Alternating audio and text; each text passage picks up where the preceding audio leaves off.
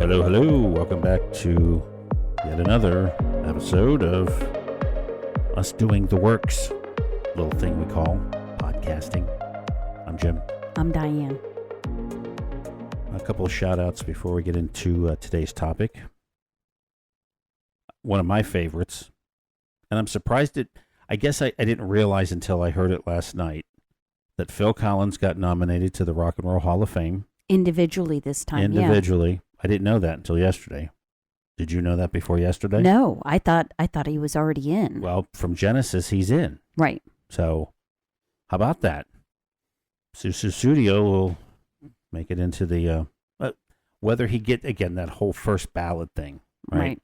Some of the other ones, did you hear of the... No, I haven't looked at the I list. glossed over. I think Lady Gaga's in there. Already? Nominated. These are nominees. Right, but... Okay. No, for some reason, I was thinking... let me look that up. No, I was thinking that these are older bands, musicians, whatever. You put Gaga in there already. Nobody else is deserving? I mean, she's very talented, but she'll have her time. Oh, I might have missed... for some reason, I thought, okay, forgive me, I'll take that back. It's Black Crowes, Mariah Carey. Okay. Melissa Etheridge. Yes. Billy Idol. Okay. Iron Maiden. New Edition. Pink. Now, she's been around a while. Yeah. Shakira. Okay. Wu-Tang Clan. Jeff Buckley. Oh, definitely Jeff Buckley. Well, how many times has he been nominated? I don't know. Of course, he's dead. That helps. Right. Phil Collins. Lauryn Hill. Mm-hmm. In Excess. I was shocked at that. I thought they were already in. But then Oasis? Seriously? Really? They're I thought they were a one-hit wonder. And this one is the just Sade. Wow. And Luther Vandross. Okay. The man needs to be in there. Yeah. So, forgive me on the Gaga thing. I don't know who I might have mistaken... Wu-Tang Clan? I'm just kidding. So, maybe she's going to be presenting or singing. Possibly. Yeah. So, way to go, Gaga. Phil. Yeah. Another thing, I guess in the things that drive me crazy category, why with Amazon returns do you have to take them somewhere? Now, or of course, now maybe it's where we live, and certainly welcome any other suggestions or comments. But, as a matter of fact, we had moved to where we're currently at in North Carolina, a little more rural, more country-esque setting, if you will, since I can't say the word rural. And I remember the one day with Amazon Prime, how excited I was. I was sitting on the toilet, and we needed toilet paper. Not that I was going to wait, but I could have it delivered in 4 hours. That was amazing to me. Right. And then we moved... To the country, and couldn't get things, the same day, let alone 4 hours. Right. Things have gotten better as far as the speediness, but my pet peeve is, why do you have to, they've got the truck. They brought you stuff. If you have stuff going back, why can't they take the stuff too? I don't understand distribution. Different pipeline, different accountability. Well, it's one end out the other. Okay, so I know. Yeah, that's that. And then somewhere recently, because they've made this attempt several times here in the States, as well as those in in England, in the UK listening to us. They apparently did this before too, and it never stuck. Is getting rid of the analog clocks, because apparently nobody can read them. Right. 95% of Americans over 65 can read an analog clock, where only 43% of those under 30 can. And the reason that we will never get rid of them in the United States is Common Core, because they have a tie to math. I mean, let's face it, it's a quarter. Right. I've tried to equate that, trying to teach others that have a hard time with an analog clock. I mean, they're decoration, for God's sake. We've got a big-ass one sitting in our... If the power goes out, Come on. You can use a watch to tell what time it is. Well, You okay, don't and your need a phone, cell. I know, but you got a battery in your phone and that thing. Well, okay, let's say there's a pulse.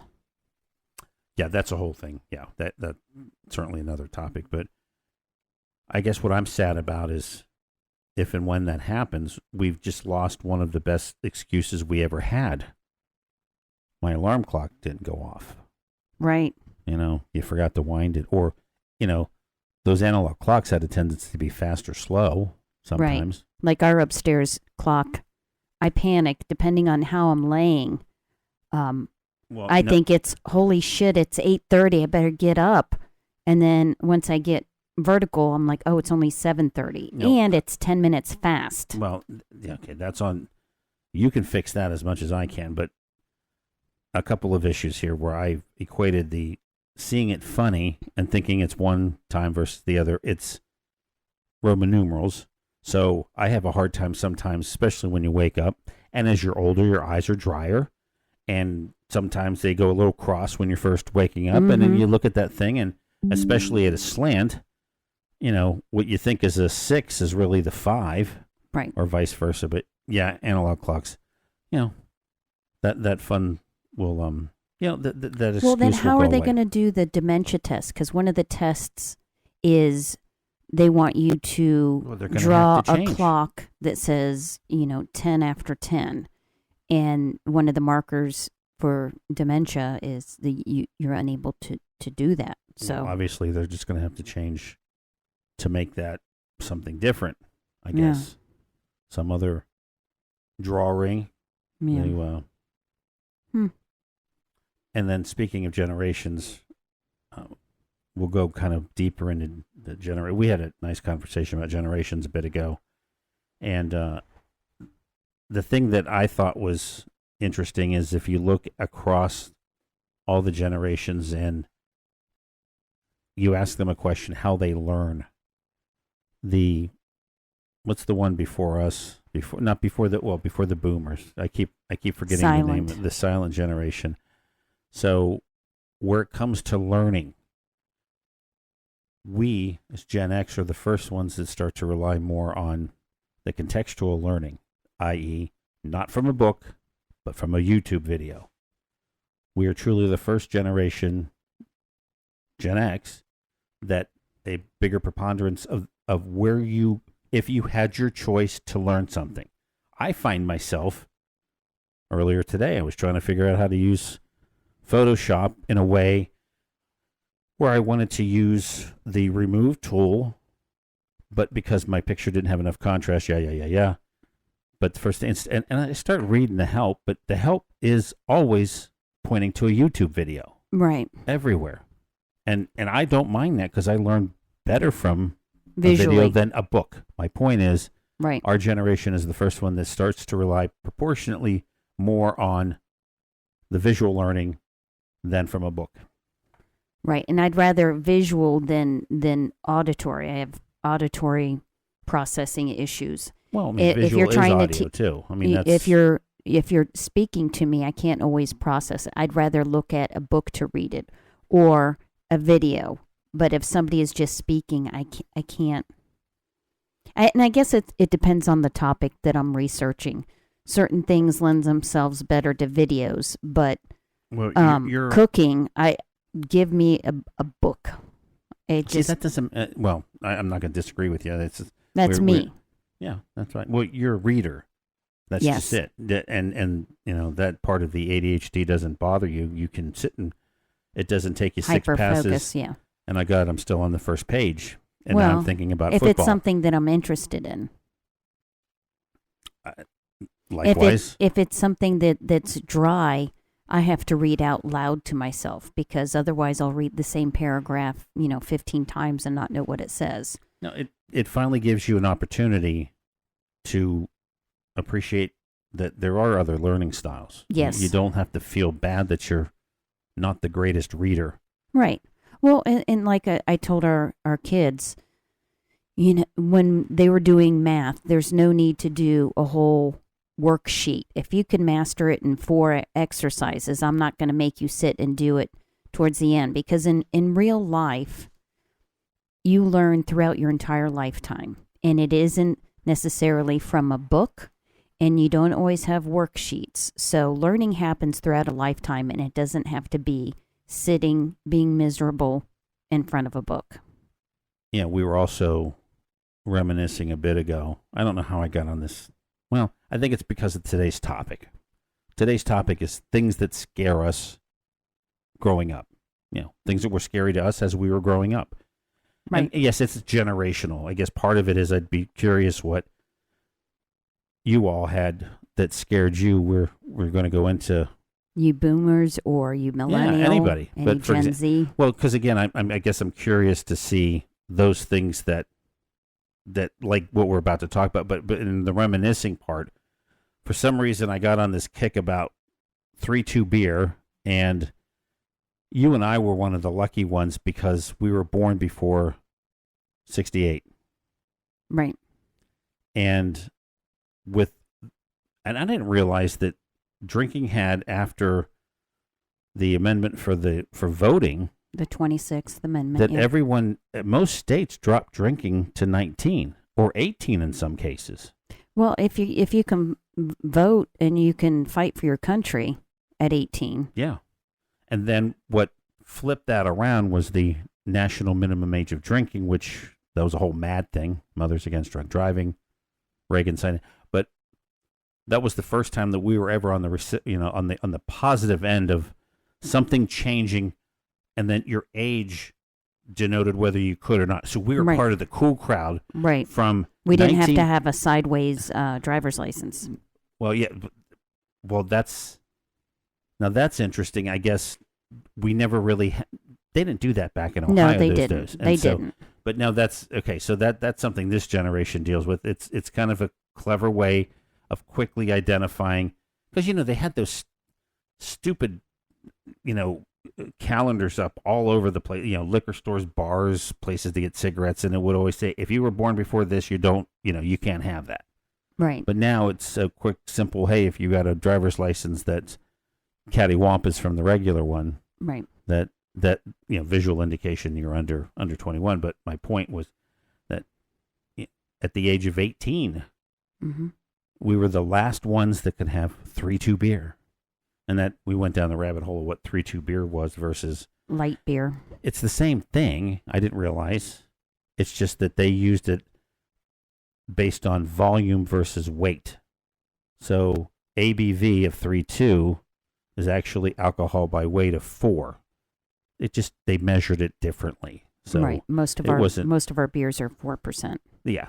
But The craft beers are more. And do you know why? This is again useless fact, but when they make the regular beer, they just put an enzyme in it to remove some of the sugar, the carbs, and technically light beer, if you will, was developed for diabetic people.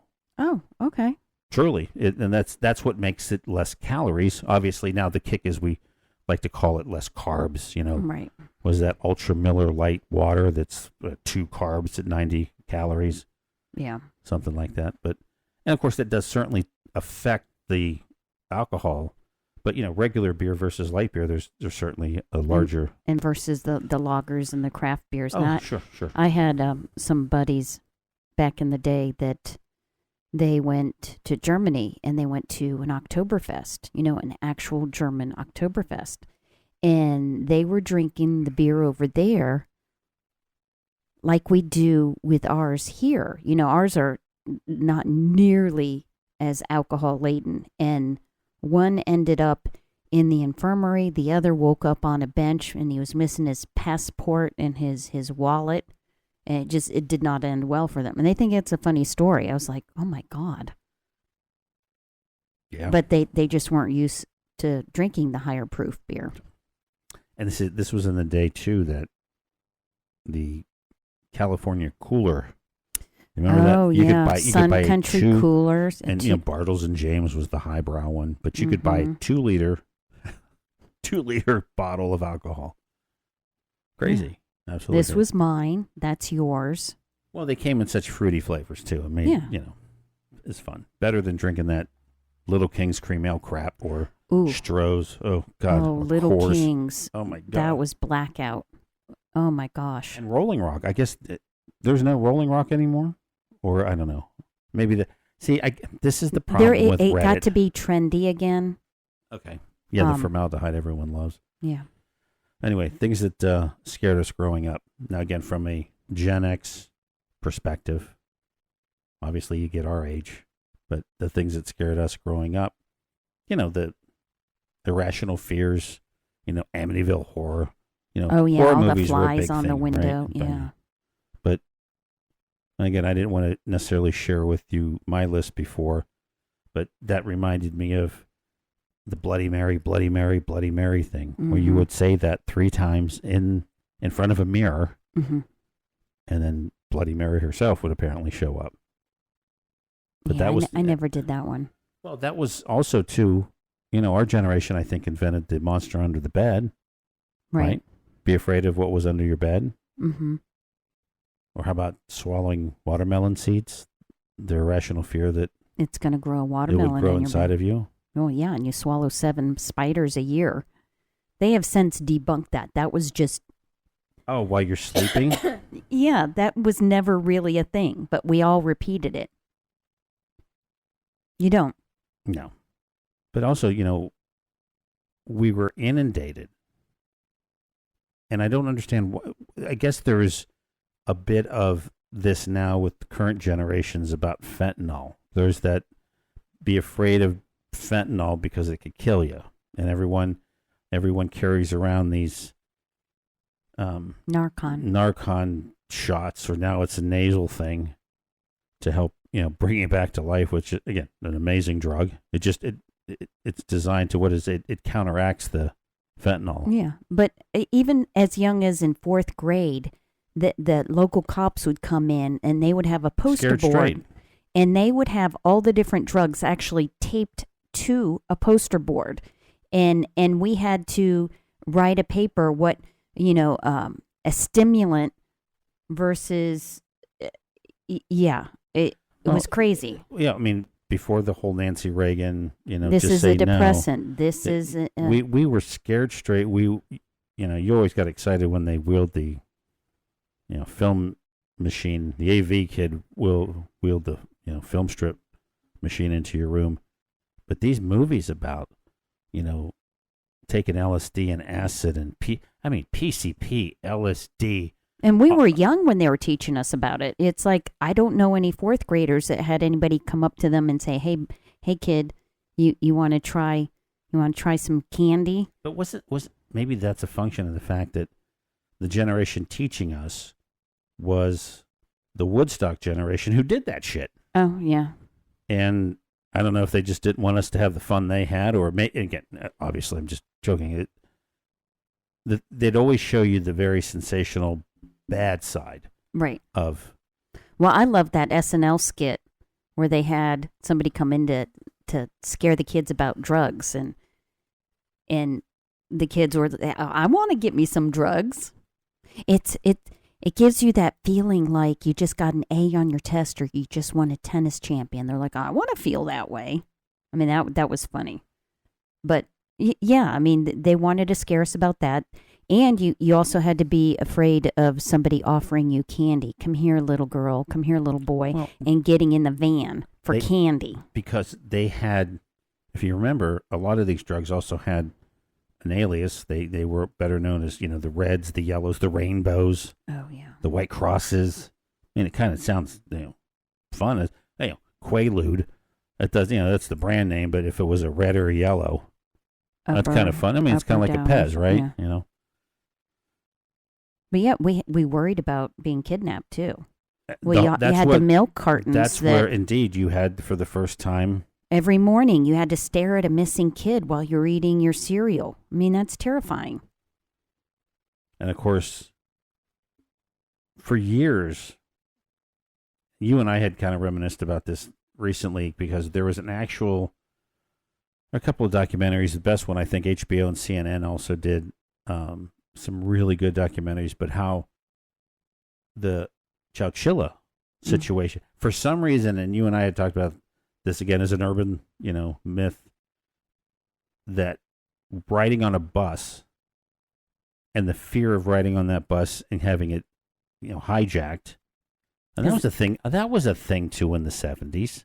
Hijacking. But yeah, the Chowchilla thing, having somebody they took steal the your bus, drive it underground, buried the kids.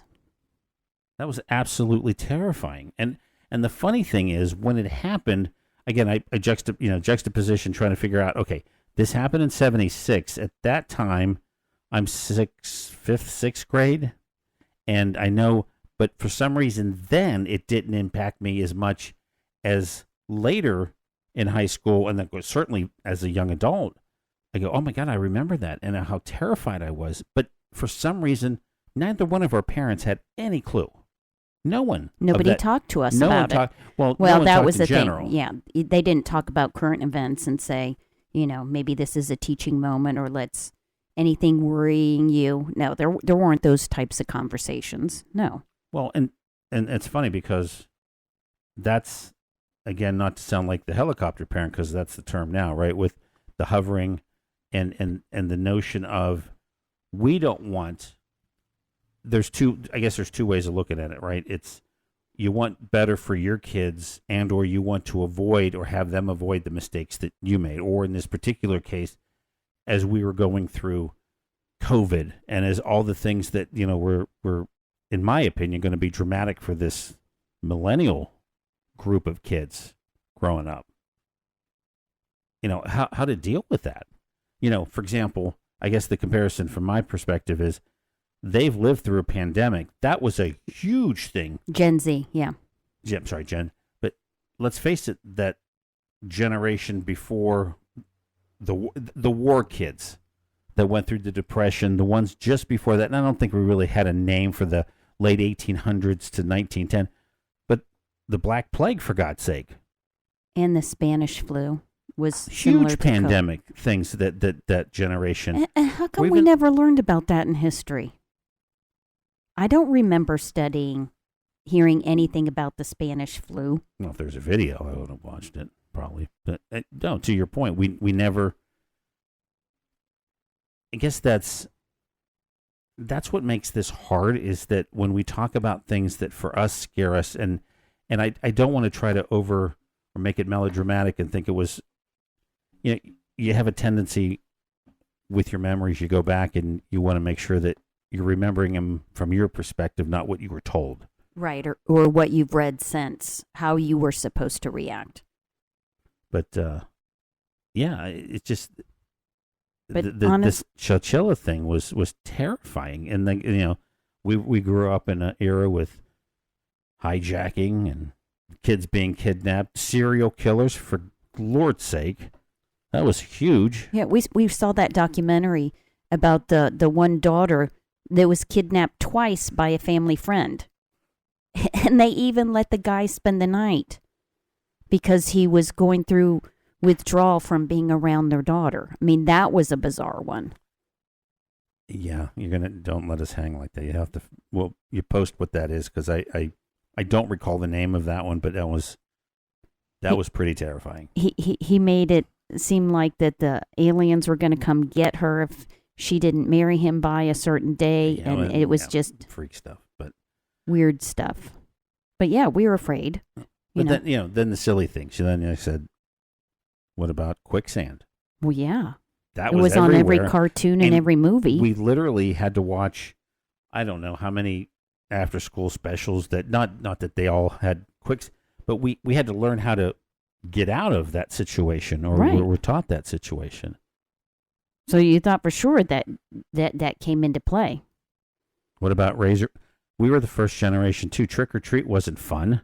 You had to take your candy to the hospital to have it x-rayed for needles pins and razor blades. Did they really find anything? Well, or was it that not staged? Ultimately found out that it was staged just to, I don't know, put a scare in us. Yeah. I guess. Bermuda Triangle. What happened to that? Well, I hear the Alaska one downs more planes than the Bermuda Triangle. But yeah, it was very prevalent. You didn't want to get an airplane and go anywhere near the Bermuda Triangle. Bigfoot. Bigfoot. Yeah, it was on the $6 Sasquatch. million man. Well, but After all. seriously, we had that one grainy, Mm-hmm. film strippy image of him. As a matter of fact, I That think was another documentary. Well, and that's yard decoration. Now, how many Sasquatches do you see in silhouette as a yard piece of yard art? That's fine. And how many freaking different kinds of coffee have the word Squatch in it? Yeah. It's, been glamorized more than, and we still, and as many cameras that are out there and phones that people have, do we not have a real picture of freaking Sasquatch? And what was the reason that we called it Bigfoot, but Canada was called Sasquatch, right? Yeah, I don't know why. And what's that between a Yeti, abominable snowman, well, yeah, and that's they're all. a Yeti, Yeah. the northern version of. So yeah, all these things that, as we were growing up, terrifying. I mean, terrifying. And so here's one that just recently changed. And of course I had to look up this word, but it was conscription. Do you know what that is? Mm-mm. Conscription is where that you are drafted into an army. the army. So You're in 70, abducted so to speak. and conscribed to service. Right. But and again, as a male in the 80s, not that selective service. So in 72, they got rid of the draft Right. because Vietnam was such a horrible thing. Got rid of the draft. Well, we had draft dodgers. I guess there was no point, but so got rid of the draft in 72. And then late 70s, early 80s, nobody was going to the armed forces. So they created the selective service sign up. They've changed the name because in those days, you had to go down to the post office, no World Wide Web. You had to actually go to the post office and, as a male, register, selective service registration. That was it. Because now it's called SSS. But the registration back in those days, as soon as you turned 18, you had to sign up. Let them know where you were. Now, and I know you don't know this because I just looked this up, but last year, you don't have to do that anymore. You know why? Why? Because they do it for you. Is that, again, talk about overreach. So technically, you don't have to, go and... You're automatically in the pool. You are automatically in the pool. Now, I'm not sure if you know, because again, as a male, what the threat would be is that we could, if we never did that, if we didn't sign up for a selective service, and let's say they had a call up, we would be the first conscripted. No. We would be the first ones that were denied any employment from a federal job, and they would hold Social Security over you. Oh. So yeah, which is huge. And so now, basically the same thing. If you don't register, you can't get a federal job. But there's, like anything else, and this is, I didn't realize this, our current president likes the word militia. Yeah. Well, guess what? That's the loophole. So if the country declares militia, conscription comes back. They can draft you into a militia to protect whatever it is they're protecting. Oh. Yeah, or because he was talking about militia for Seattle and Minneapolis and all these other things. He keeps throwing that term around. That's a slippery slope. Yeah, won't go into that. But yeah, so for me, for the male, it Secret Service, the sign up, well, it's not scary. Of course, I also remember in those days, you didn't get a lot of telemarketing or scam calls like you do on your phone now. Right. But back in those days, I got, and if any of the other guys listening, we'd get calls from the recruiters. And I'm not talking technical recruiters, the Army, Navy, or you'd have somebody constantly calling you. Well, if college isn't for you, then come on down. Come on down. That was before we had caller ID. Well, that actually caller ID didn't happen until what, 90s? We didn't have caller ID. No, we didn't. We were excited to have that call waiting crap. Right. But was that actually in the 80s too? Because we I had think two phones. It might have been. We had two phones at home. Yeah, it's a little fuzzy. Because remember that game you could play with the phones? You could 821 and then you hang up for that funny beep and it'd call you back. You'd get a phone, your phone would ring. Oh. So then you could pretend like you were on the phone. Okay. That you got a call. You don't remember well, that? I remember in the days of curfews and whatnot, there was no caller ID, and I still, once I became a grown up, there were two comedians called the Mommies, and they had a brilliant way to get out of the home phone and being out for curfew. So let's say your curfew was at midnight. They would call home, and when Mom would answer, they would say, "It's okay, Mom, I got it." So they pretended like they were already at home. And Mom would hang up the phone thinking, well, the child's already home. That wouldn't have worked for me because my mom would give me holy hell, who the hell's calling at midnight? But I'm like, you could only get away with that back then. Yeah. But so in Western PA, my grandmother had a party line. Those were fun. Wow. And you know what that is? A party phone line. You shared a line with other families. All those on the street. And it was basically, I guess it's the way it's wired or networking from that perspective, that if your neighbor was talking to somebody, you picked up the phone and you'd hear talking. Kind of a neat way to figure out what your neighbors are up to. Yeah, eavesdropping. But yeah, party line. Maybe that's what they should do with cell phones. Just make them cheaper. We all share a line. No, of course that's not going to happen. So then I was just thinking of 30 Rock Liz Lemon when she did the phone sex line or the phone dating line. Yes. That was a funny episode. That was good. So yeah, appreciate the. So yeah, if anybody has a irrational fear that they remember growing up. Yeah, I'd like to hear the millennial perspective. And what were the boomers afraid of? That was, the Cold War. You had the hide under your desk that nuclear bomb is going to drop. Yeah, we were talking about this a bit ago. As a matter of fact, it was a bit of something for us to get used to moving away from the Midwest 20 years ago. And down south, we don't have tornado sirens like they do up in the Midwest, which of course makes sense. Now, yeah, I guess you think in the days of no cell phones, you get that damn alert on your cell phone. To go to the... there's a weather situation, or how you get more often these kid alerts. But up there, the air raid sirens were used to... warn you about bad tornadoes. Weather. Yeah. But down here, interesting twist, the sirens down here are for nuclear. Yeah. A whoopsie at the nuclear plant, which we live close to. And we used to be downstream, downwind, if you will. And we qualified, I didn't know this at the time, but you qualify potassium tablets that you could get from the pharmacy. Because, just a little bit of nuclear waste. Out, yeah. Just take a vitamin.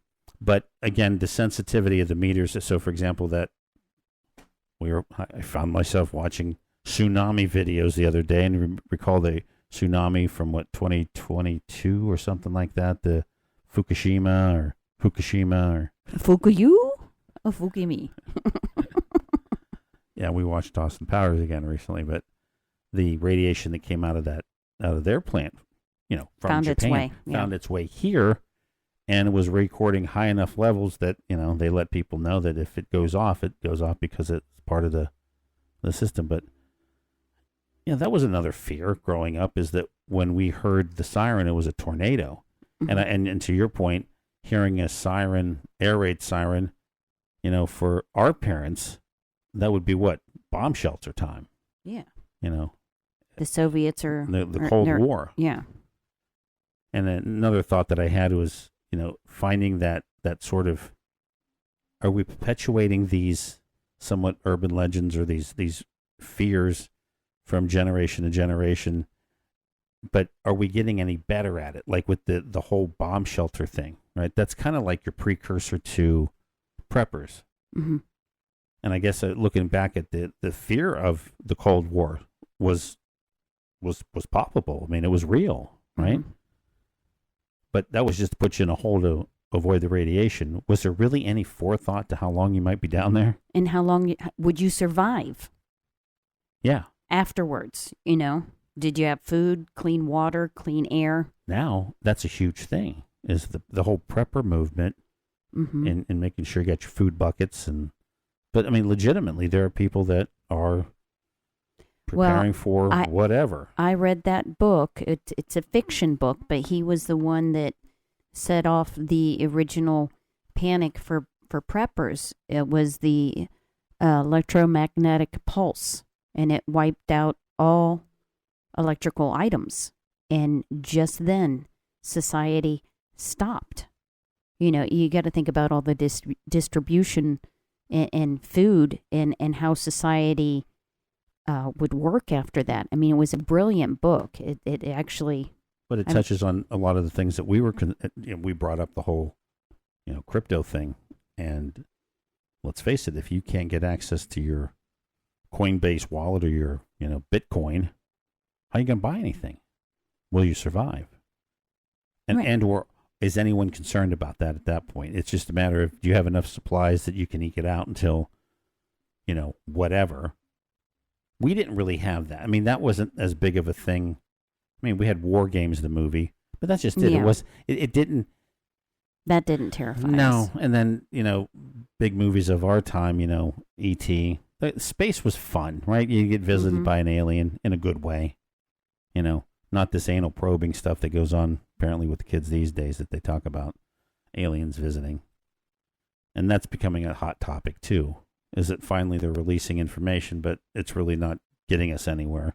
Nor again are we any closer. Nor again, much like with Sasquatch, do we not have any good videos of this?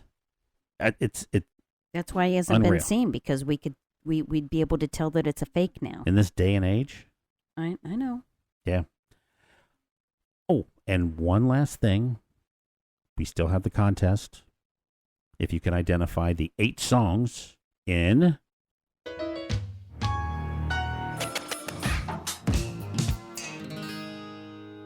If you can identify the 8 songs and artists, drop us a note. Jim at theworkspodcast.com or Diane at theworkspodcast.com. You get it right, we'll send you some hot sauce, your choice, from any of the delectable hot sauces at mademaidennc.com. And do you have anything before we say toodaloo? I was just thinking about hot sauce. So, that my brain always runs on that track. But yeah, give it a try. Absolutely. Until next time, this is Jim. I'm Diane. And this has been another edition of The Works.